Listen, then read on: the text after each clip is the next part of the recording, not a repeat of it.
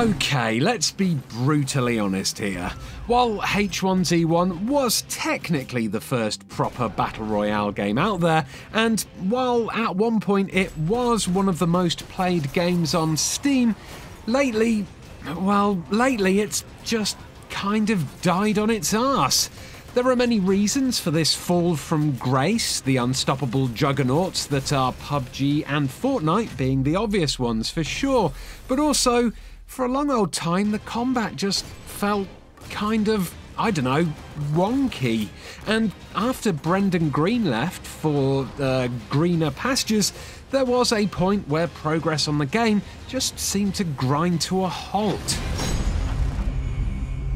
That's not been true in recent months though. Late last year, a big combat update rebalanced the game, and while it failed to bring back the players, it did make a drastic improvement to the gunplay. Since then, there's been plenty of smaller updates, but still, players have been leaving the game in droves rather than returning. So, what's the next step for H1Z1 then?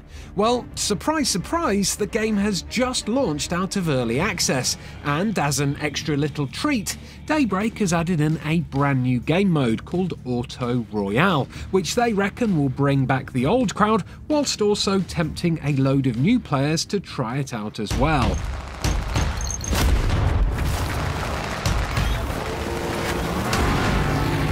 Playing out like a cross between Mario Kart and Mad Max, this new game mode will be free for anyone who owns the game, so all you'll need to do to play it is either buy a copy of H1Z1 from Steam or install the launch day update if you already own it. So, will Auto Royale be enough to tempt you back to a game you may have uninstalled a long time ago, or is there a better use for your hard drive space? Here are 12 things you need to know about this brand new game mode that'll help you decide.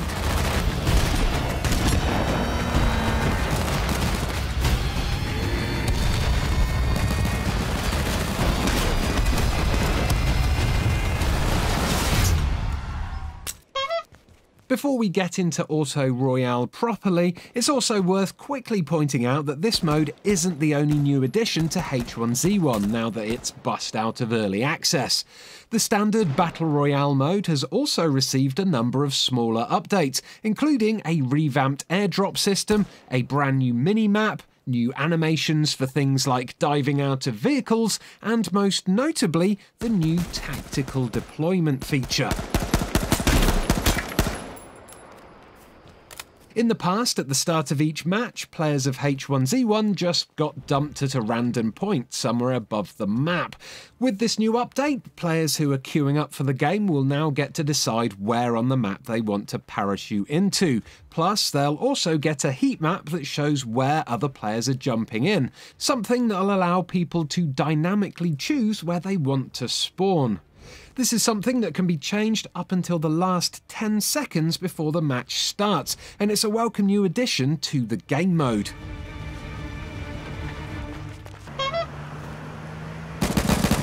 So anyway, how then did Auto Royale actually come about? Well, the development team at Daybreak has been working on it in secret for the past few months.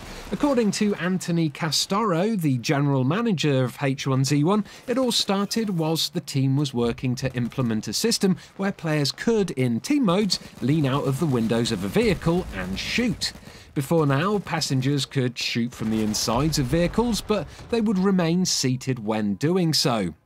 During the testing phase for this, they discovered that, while fun, this new system could be a little overpowering if, for instance, a car was to roll up with 4 people in it and they all lean out over the hood and open fire. Anyone else who's on foot and not in a car would be completely overwhelmed by this, which had the potential to really unbalance the final phases of a match.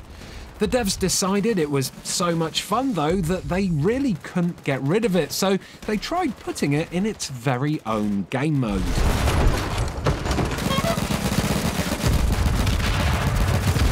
And so Auto Royale was born. At the moment, it's still technically in beta, even though the main Battle Royale mode is now in full release. That means whilst Auto Royale is fully playable, as time goes on there will be updates and changes made to the way it plays, much like there was to H1Z1 when that was in early access. The aim of Auto Royale is exactly the same as Battle Royale though. You need to be the last squad standing, or in this case, driving, because in Auto Royale, players are not able to leave their vehicle at any point in the game. Unless, of course, their vehicle explodes, in which case they'll be leaving that vehicle in lots of little meaty chunks.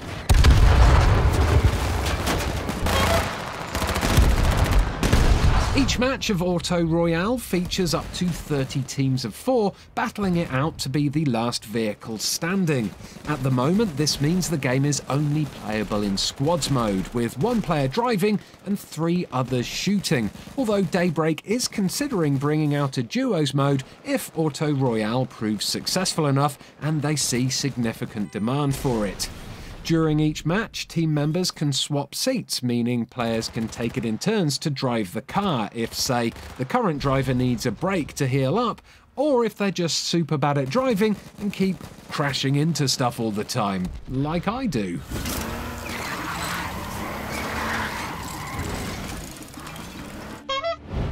Before each match begins, the group leader gets the chance to pick which vehicle the team will use. This will be the vehicle the team stays in for the entirety of the match, because as there's no way of leaving the cars during the match, there's no way to get out and swap into a fresh one. At the moment, there are only 2 types of vehicles to choose from, although Daybreak has said that extra vehicles are due to be introduced at a later date. Right now, you can choose from the classic sedan and the armoured recon vehicle, aka the ARV, which is a brand new vehicle to the game. For now, the sedan is the most manoeuvrable vehicle. Proficient drivers will be able to whip the tail around and lean into turns, and because it's much lighter, they'll also be able to use the jump power-up to get it up on top of rooftops.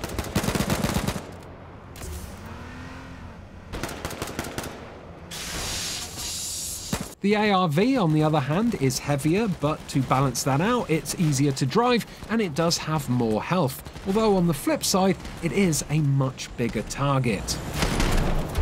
Matches in Auto Royale start a little differently to matches in H1Z1. Instead of being dropped in on a giant parachute, each team starts the match inside a metal container, which opens up and then shoots them out onto the playing field. From here on, it's the same kind of flow to the game as normal. Gather items and avoid or kill opponents. The safe zone works in exactly the same way as well, with a cloud of noxious green gas slowly pushing all the teams together over time. Technically, Auto Royale takes place on exactly the same map as the standard game mode, but you'll notice in this gameplay that there have been loads of stunt jumps added. These serve more than one purpose. Aside from letting you pull off some sweet jumps, they're also great for evading enemy attacks, reaching out of the way areas, and grabbing hard to reach items. On the subject of items, there are 3 types of power-ups to schnaffle, and they're pretty easy to spot as they're big, bright, and they hang in the air like power-ups from that old, brilliant Mario Kart clone Blur. Offensive power-ups include things like Molotov cocktails, corrosive smoke that will slowly burn pursuers, and landmines, which have a 2-second fuse and will explode when anything gets within 5 meters. Perfect for placing at the bottom of a ramp or in a narrow alleyway. Some of these items can be triggered by anyone, whilst others are only made available to the driver. Defensive power-ups are pretty obvious. They come in the form of things like vehicle repair kits, bulletproof windows which will absorb damage, fire extinguishers so you can put out any engine fires that will otherwise cause damage to your car over time, and there are also certain environmental buffs like the one that grants your vehicle increased speed on water. Some of these defensive power-ups are permanent and can be leveled up 3 times, so make sure you grab as many of them as you can. Evasive items are the final type of power-up available. These include smoke screens, high-octane fuel, turbo boosts, which are perfect for using just before a big jump, and oil slicks. Clever combatants will actually try to use all these power-ups in conjunction with others. For instance, if you activate an oil slick and then lob a Molotov at it, you'll spew a river of fire behind you that will severely damage anyone unlucky enough to be tailing you. In a unique spin on the drop system from the main game, in Auto Royale, drops will spawn on the ground and will be signposted by a coloured beam of light that shines up into the sky. The different colours denote different rarities, and the rarer the drop, the harder it is to open. Wooden crates can be smashed open easily enough, but metal ones like this will need sustained firepower in order to break them open. Inside these drops you'll find a mixture of items, from the power-ups mentioned above to brand new weapons like the crossbow with explosive bolts or the light machine gun, a gun that's only available in Auto Royale and one that deals the most sustained damage of any gun in the entire game. These weapons only appear in golden crates though, which are the rarest crates and the hardest to open. Finally, you may have noticed that whilst I've been talking about destroying vehicles a lot, so far I've failed to mention killing actual people. That's because in order to win Auto Royale, you have to blow up your opponent's car, rather than killing its occupants.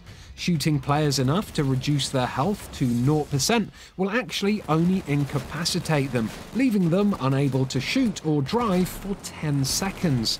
After that time has passed, they'll be able to re-enter the game and will slowly regain up to 25% of their health.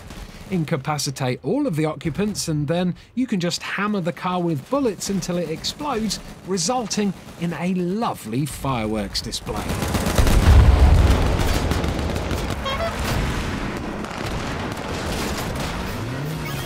So there we go, that's the lowdown on Auto Royale, the brand new game mode for H1Z1 Battle Royale. It's a nice new spin on a genre that's starting to become a little bit tired, but is it enough to tempt you back to H1Z1? Let us know in the comments below, like and subscribe if you enjoyed this video, and do have a very lovely day. Goodbye.